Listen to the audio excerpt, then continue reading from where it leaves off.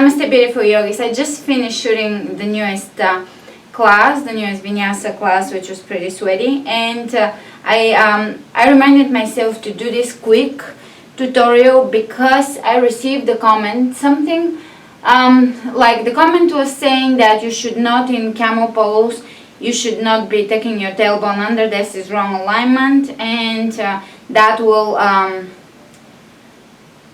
I think she said that will collapse your tailbone, and it will just open your hips.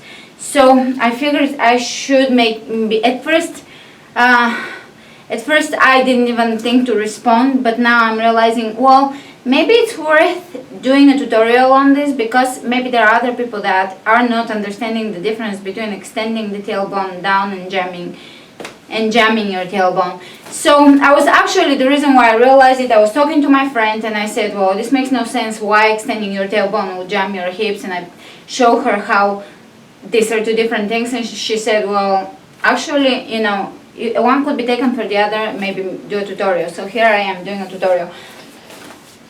Extending the tailbone down should only provide space in your lower back. So when you are extending your tailbone down, here little pip show, sorry, you will just essentially just extend, find length. Now if you don't have curve here, you don't have to worry as much about extending your tailbone down as some of us.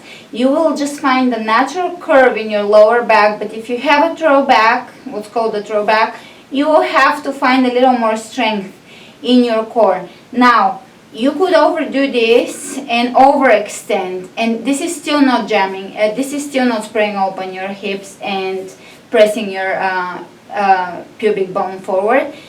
This is still extending and maybe over-tucking, and from the front you're just over-tucking. Now, this doesn't look very good. This is a warning, graphic content to follow. If you overdo it, it's not gonna look good. You're just going to overextend, flatten your butt. You're just going to actually smash your butt down into your hips, and what will happen is you will just roll your hips out, and this will open your hips.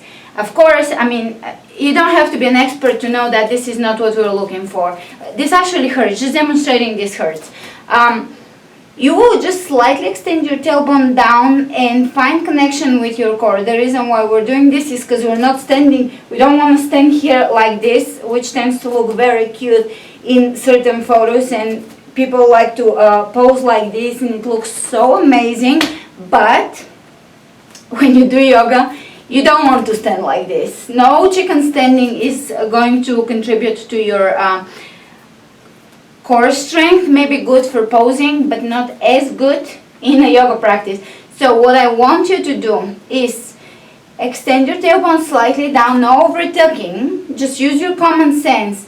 Find your core, find your strength. When you extend down, you want to find elongation in your spine. You don't want to jam your tailbone, and you don't want to spray open your, you don't want to rotate your hips out like this. So I don't know if this made enough sense. Let me know, and I'm sure most of you know this, but I figured for the few of you that actually are confusing the two, maybe this can be a little bit of a helpful tutorial. I haven't done a tutorial in a while, or alignment tutorial in a while, so hopefully this is helpful to you. If you have requests for other tutorials, let me know. I'll be getting into making a little more videos. I have been missing a little bit because I have family things going on, some of you know that, and I'll be getting back to making more videos, making more classes, and just having more fun with yoga. Let me know if you have any requests, and slowly I'll put them in my little to-do list and I'll get to them. Oh, and if you have any questions for a Q&A video, let me know. Maybe I'll make one very soon. Namaste.